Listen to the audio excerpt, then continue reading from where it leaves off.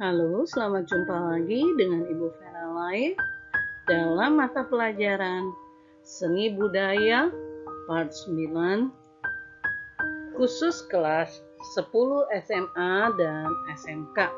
Sebelum masuk lebih jauh lagi, jangan lupa like, comment, and subscribe channel YouTube ini. Terima kasih dan selamat belajar.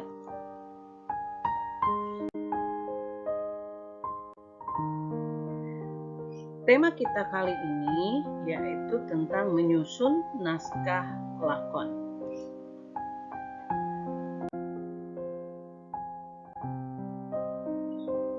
Indikator dari pelajaran ini adalah setelah mempelajari materi ini, peserta didik diharapkan dapat 1. Mengidentifikasi lakon teater tradisional. Yang kedua, siswa dapat membedakan ragam jenis dan bentuk lakon teater tradisional. Yang ketiga, mengidentifikasi unsur-unsur lakon teater tradisional. 4. Dapat membedakan teknik menyusun lakon teater tradisional. 5. Mengapresiasi lakon teater tradisional. 6. Menginterpretasi lakon teater tradisional. 7. Siswa dapat menyusun naskah lakon teater tradisional. 8. Mempresentasikan naskah lakon dengan lisan dan tulisan bersumber lakon teater tradisional.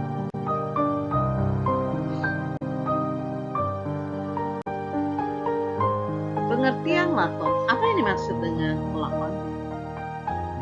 Kata lakon sama halnya dengan istilah ngalalakon boga, lalakon dalam bahasa Sunda atau lelakon dalam bahasa Jawa. Artinya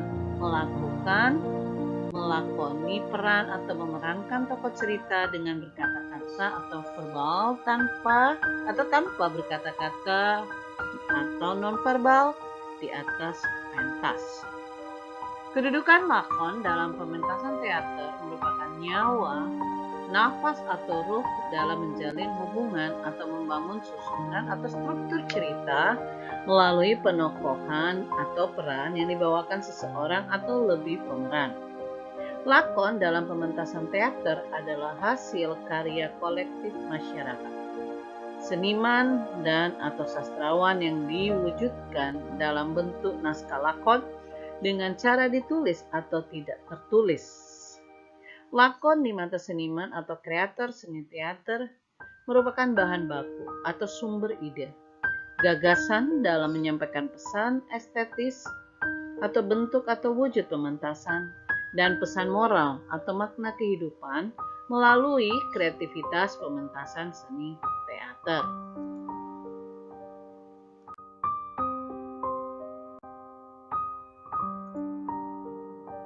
Naskah lakon pada teater tradisional dituangkan dalam bentuk bad trip atau bagal cerita atau lakon bersifat garis besar dari adegan lakon yang akan dipentaskan. Lakon bersumber dari kisah-kisah roman, kisah 1001 malam atau desik, kisah gambaran kehidupan sehari-hari, sejarah, legenda, babat, epos, dan sebagainya yang mengakar, tumbuh, dan berkembang di tengah masyarakat.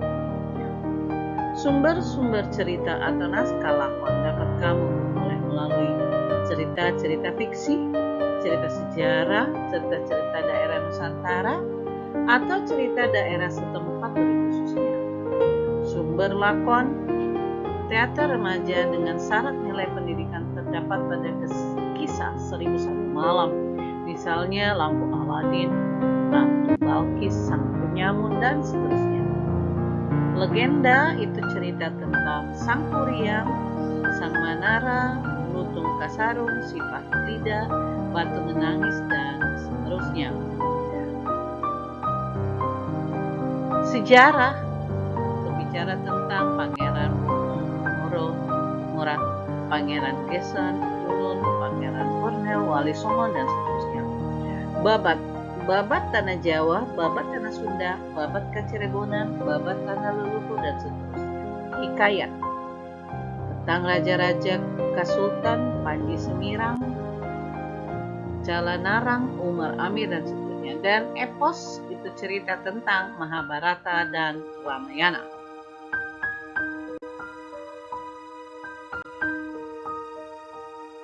Bentuk dan jenis lakon.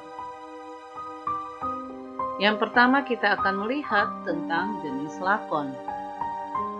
Lakon dibangun oleh peristiwa di dalam adegan. Adegan merupakan bagian dari babak yang ditandai dengan keluar masuknya tokoh, perupaan atau musik di dalam seni pementasan. Dengan demikian, dalam satu babak bisa terjadi lebih dari satu adegan. Babak itu sendiri adalah susunan dari beberapa adegan yang ditandai dengan terjadinya pergantian setting seperti tempat, waktu, dan kejadian peristiwa. Dalam sebuah peristiwa kejadian, berdasarkan jumlah babak, lakon dapat dibedakan menjadi dua jenis. Yang pertama lakon pendek. Biasanya lakon terdiri dari satu babak dengan beberapa peristiwa adegan di dalamnya. Yang kedua adalah lakon panjang, dapat dipentaskan mencapai 3-5 babak dengan beberapa adegan di dalamnya. 2. Bentuk lakon. Bentuk-bentuk lakon di dalam seni teater dan seni drama pada dasarnya sama, yaitu lakon berbentuk tragedi. Biasanya mengandung unsur sejarah, perjuangan, memiliki pola pencitraan kejayaan dan keruntuhan, dan ciri-ciri lain bahwa peran utama mengalami irama tragis. Poema atau tingkat peran utama. Matema atau peran utama mengalami hambatan. Patema atau klimaks peran utama berujung tragis, yakni mengalami kecacatan psikis atau kematian. Beberapa contoh bentuk lakon tragedi: Siridon Jago Karawang, Janur Kuning, Tragedi Marsina, Tragedi Jaket Kuning, Bandung Lautan Api, dan lain-lain. Yang berikutnya adalah lakon komedi. Biasanya pola pencitraan diulang-ulang, menjadi bahan tertawaan, menghibur orang lain, penuh dengan satir atau sindiran-sindiran, dan berujung peran utama mengalami kebahagiaan atau tragis akibat perbuatan dirinya sendiri. Contohnya Sikabayan, Karnadi, Bandar Bangkok, Warkop Dono, Kasino Intro, dan lain-lain.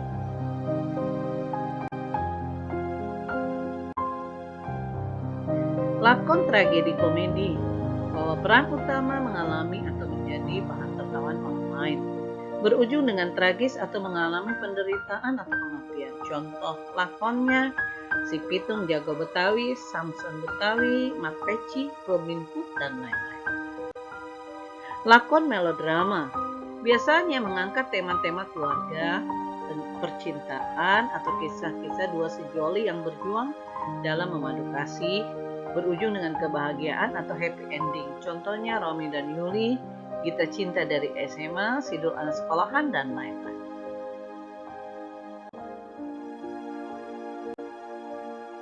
Unsur lakon teater. Pesona atau daya tarik keindahan di dalam sastra setidaknya dapat dipahami melalui bentuk, isi, ekspresi, dan bahasa ungkap seorang sastrawan, dengan persyaratan unsur-unsur di dalamnya, yaitu adanya alur, tema, tokoh, karakter, setting, dan sudut pandang pengarang. Unsur-unsur tersebut hendaknya mengandung muatan 1. Keutuhan atau unity. Artinya setiap bagian atau unsur yang ada menunjang kepada usaha pengungkapan isi hati sastrawan. Dengan kata lain, tidak adanya unsur kebetulan. Semuanya direncanakan dan dipertimbangkan secara saksama.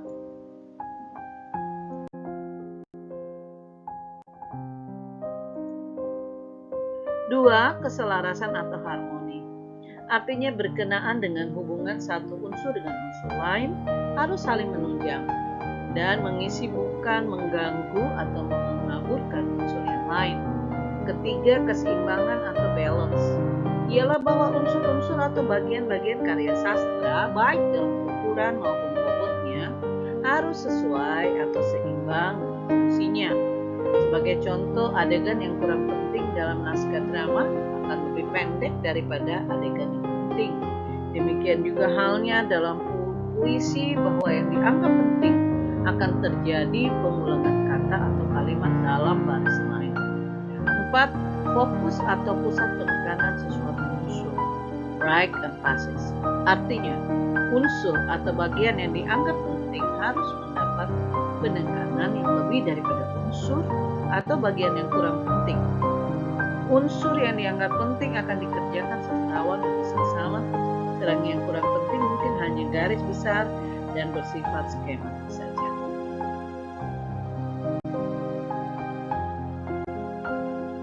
Untuk mempelajari naskah lakon teater, kamu harus memulainya dengan memahami beberapa unsur sebagai berikut. 1. Alur atau jalan cerita. Alur dalam bahasa Inggris disebut plot. Alur dapat diartikan sebagai jalan cerita. Susunan cerita, garis cerita, atau rangkaian cerita yang dihubungkan dengan sebab akibat atau hukum kausalitas. Artinya tidak akan terjadi akibat atau dampak kalau tidak ada sebab atau kejadian sebelumnya. Berbicara alur dapat dikemukakan pula tentang alur maju dan alur mundur. Alur maju artinya rangkaian cerita mengalir dari A sampai Z. Adapun alur mundur cerita berjalan, yaitu penggambaran cerita yang mengakhirkan bagian awal. Dapat juga cerita di dalam cerita atau disebut dengan flashback.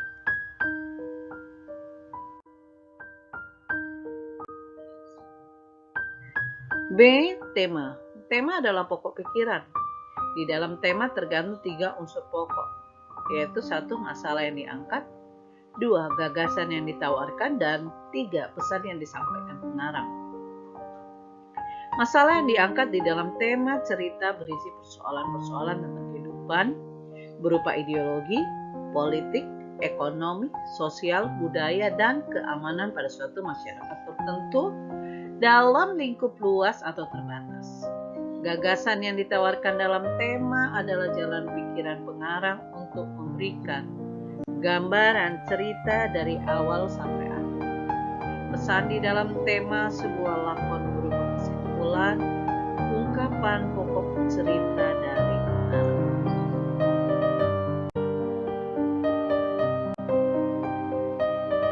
C. Penokohan. Penokohan di dalam teater dapat dibagi dalam beberapa peran, antara lain protagonis, antagonis, detragonis, foil, tetragoni, confident, raisonne, dan utility. Secara rinci pesan tersebut dapat dijelaskan sebagai berikut. 1. Protagonis adalah tokoh utama. Pelaku utama atau pemeran utama atau bogalala disebut sebagai tokoh putih. Kedudukan tokoh utama adalah menggerakkan cerita hingga cerita memiliki peristiwa dramatik atau konflik. Yang kedua, antagonis adalah lawan tokoh utama. Menghambat pelaku utama disebut sebagai tokoh hitam. Kedudukan tokoh antagonis adalah yang menghalangi, menghambat itikat atau maksud tokoh utama dalam menjalankan tugasnya atau mencapai tujuannya. Tokoh antagonis dan protagonis biasanya memiliki kekuatan yang sama, artinya sebanding menurut kacamata kelogisan cerita di dalam membangun keutuhan cerita.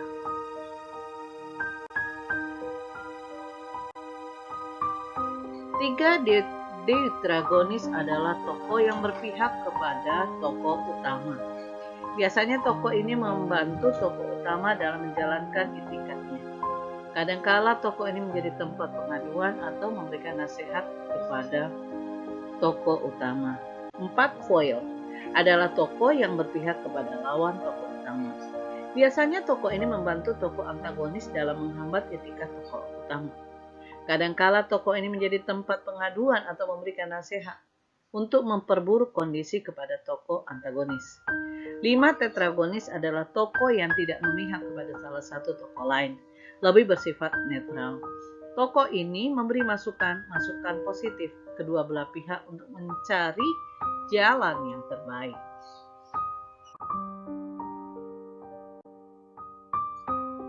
Confident adalah tokoh yang menjadi tempat penyampaian tokoh utama. Pendapat-pendapat tokoh utama tersebut pada umumnya tidak boleh diketahui oleh tokoh-tokoh lain selain tokoh tersebut dan penonton. 7. Raisioneur adalah tokoh yang menjadi corong bicara pengarang kepada penonton. 8. Utility adalah tokoh pembantu baik dari kelompok hitam atau putih. Tokoh ini dalam dunia pewayangan disebut goro-goro atau punakawan. Kedudukan tokoh utility kadang-kala ditempatkan sebagai penghibur, penggembira, atau hanya sebatas pelengkap saja. Artinya, kehadiran tokoh ini tidak terlalu penting. Ada atau tidaknya tokoh ini tidak akan mempengaruhi keuntungan lakon secara tematik. Kalaupun dihadirkan, lakon akan menjadi panjang atau menambah kejelasan adegan peristiwa yang dibangun.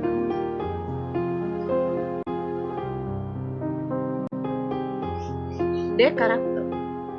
Karakter adalah watak atau perwatakan yang dimiliki tokoh atau pemeran di dalam lakon. Watak atau perwatakan yang dihadirkan pengarang dengan ciri-ciri secara khusus, misalnya berupa status sosial, fisik, psikis, intelektual, dan religi. Setting. Setting dalam sebuah lakon merupakan unsur yang menunjukkan tempat dan waktu kejadian peristiwa dalam sebuah babak. Berubahnya setting berarti terjadi perubahan babak, begitu pula dengan sebaliknya. Perubahan babak berarti terjadi perubahan setting. Point of view. Tiap lakon, termasuk lakon teater anak-anak, remaja, dewasa, ataupun untuk semua umur pasti melibatkan sudut pandang pengarang atau penulis. Sudut pandang pengarang atau penulis disebut point of view sebagai gambaran intelektualitas dan kepekaan pengarang atau kreator dalam menangkap dan memaknai fenomena yang terjadi.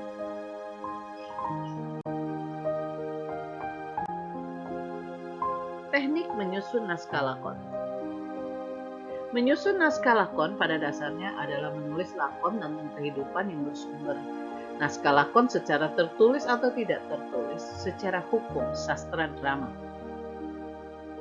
Naskah lakon dibangun dan berkembang melalui lakon yang memiliki konflik. Di dalam praktiknya menyusun naskah lakon diperlukan suatu cara atau teknik untuk penuangan gagasan dalam bentuk tulisan. Adapun cara yang dapat digunakan dalam kreativitas menyusun naskah lakon dapat dilakukan melalui beberapa cara seperti 1. Teknik menerjemahkan. Menerjemahkan merupakan salah satu teknik menyusun naskah lakon yang dapat dilakukan guna memenuhi pengadaan lakon teater. Dalam kenyataannya, lakon hasil terjemahan atau kisah sangat sulit didapat. Lebih-lebih lakon kisah berbahasa asing. Oleh karena itu, bentuk pementasan atau kisah satu-satu hanya ada di Indonesia. Dan salah satu bentuk yang mendekati bentuk atau kisah milik asing adalah opera.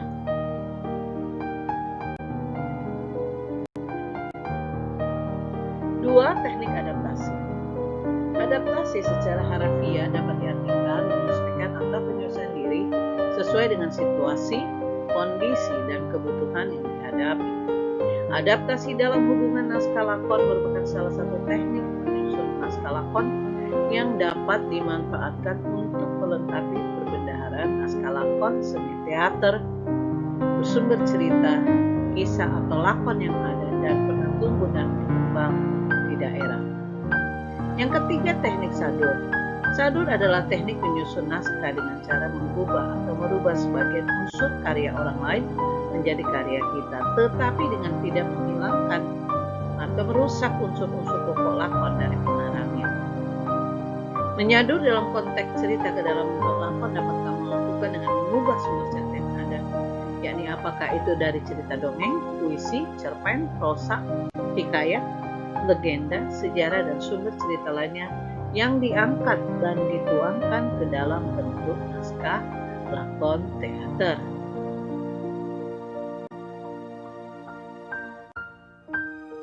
Empat, sanggit. Istilah sanggit atau menyanggit dalam Kamus Bahasa Indonesia Purwadarminta mengandung pengertian bergeser atau menggeser sesuatu tetapi dalam satu hal yang sama.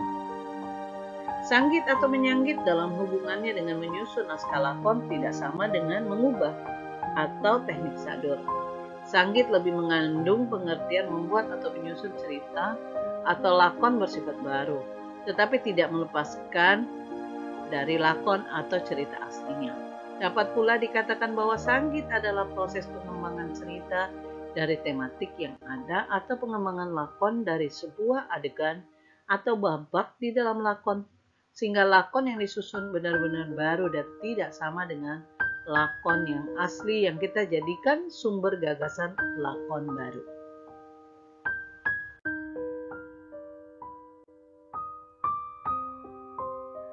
Kreativitas menyusun naskah lakon. Pembelajaran lakon teater melalui kreativitas menyusun naskah lakon dapat kamu lakukan dengan menggunakan keberanian trial and error dan mau melakukan langkah-langkah pembelajaran sebagai berikut. 1. Kamu harus merasa tertarik dan terlibat secara emosi dahulu pada tematik isi dari cerita atau lakon yang kamu apresiasi secara keseluruhan.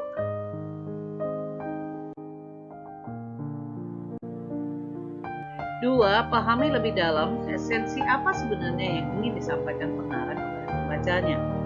Kalau kamu sudah yakin lakon yang kamu baca atau apresiasi dapat dikembangkan menjadi lakon baru, kamu sebenarnya sudah mencoba menyusun naskah lakon melalui alam imajinatif atau daya hayal kamu. 4. Lakukan analisis lakon. Analisis artinya mengurai, memecahkan atau mengudah sesuatu hal berdasarkan kaidah ilmiah dengan memfungsinya daya pikir kamu. Analisis naskah dalam seni teater adalah kemampuan kamu untuk mengurai dan menghubungkan tokoh dengan beberapa unsur naskah yang kamu baca, yang kemudian digali, diseleksi, disusun, dan diwujudkan secara kreatif dalam bentuk pementasan teater. Kegiatan analisis garap naskah sumber dari naskah yang kamu baca, kemudian dituangkan dalam bentuk draft atau format analisis lakon. Adapun draft atau format analisis naskah lakon dapat kamu simak dan lakukan sesuai dengan format tabel berikutnya.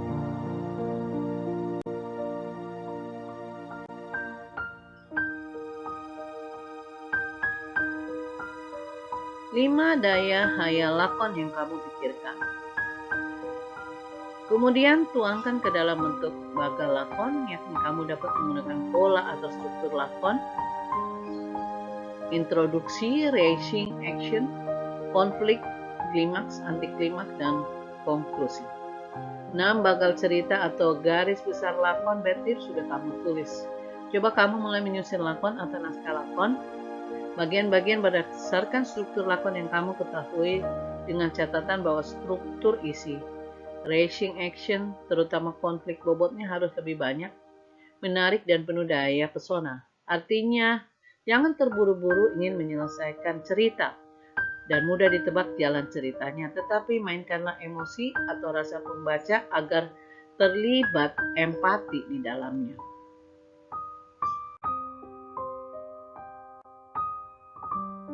7. Penuangannya ke dalam bentuk lakon. Cara menyusun naskah lakon dapat dilakukan sama seperti pola, menterjemah, mengadaptasi, atau menyadur, dengan syarat menguasai pula seluk-beluk sastra drama dan dunia pementasan seni teater. 8. Tentukan judul lakon atau judul cerita yang akan kamu tulis.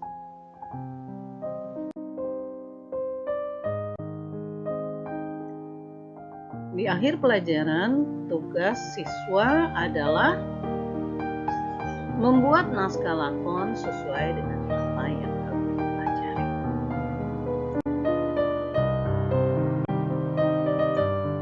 Terima kasih sudah mengikuti video pembelajaran ini.